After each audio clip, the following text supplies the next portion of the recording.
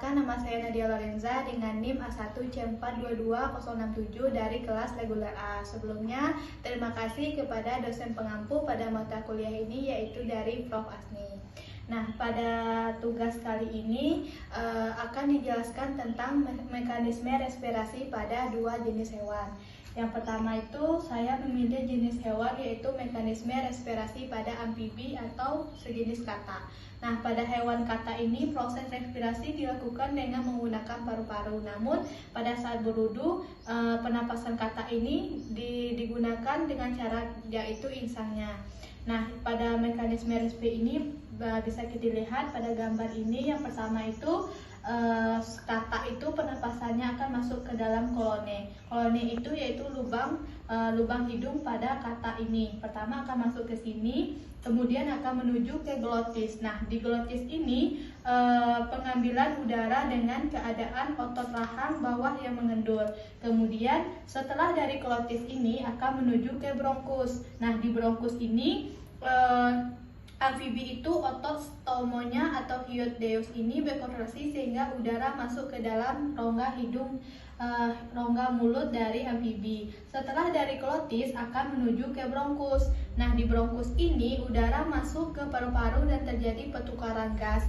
Kemudian setelah dari bronkus akan menuju ke paru-paru. Nah, di paru-paru inilah hewan amfibi ini berkontraksi otot sternum-hyoideus dan otot perut hingga rongga perut akan menyebabkan rongga perut pada amfibi ini akan mengecil. Kemudian setelah melalui dari proses paru-parunya akan menuju ke tahap terakhir yaitu udara keluar melalui kloanenya.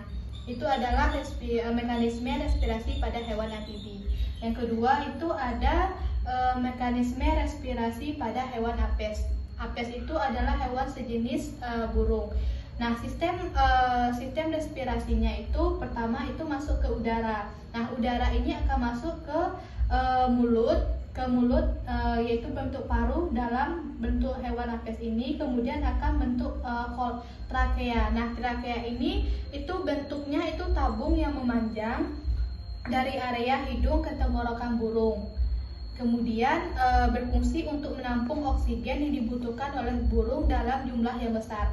Oksigen ini akan masuk dari mulut, kemudian akan menampung oksigen yang akan masuk dalam jumlah yang besar.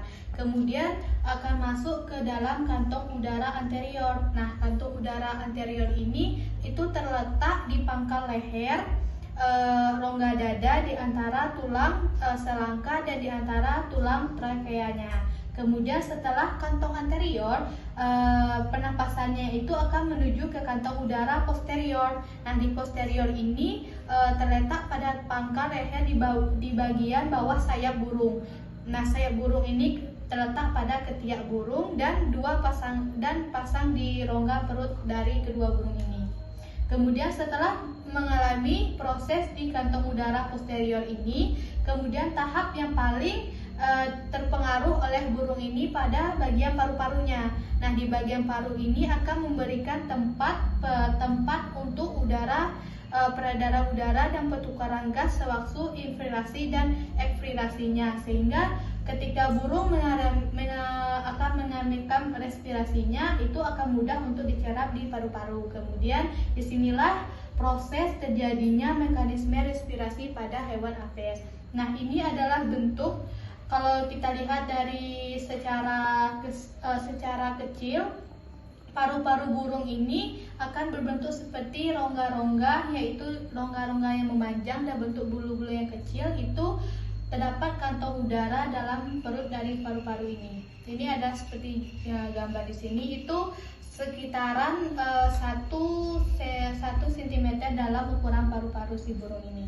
Ini adalah gambar dari inhalasi kantong udara terisi. Ketika sudah terisi akan menyebabkan proses pembentukannya seperti ini. Kemudian ketika kantong udara kosong, paru-paru akan terisi. Seperti paru-paru akan mulai terisi secara penuh ketika mekanisme respirasi pada apes ini sudah mulai terjadi seperti biasanya.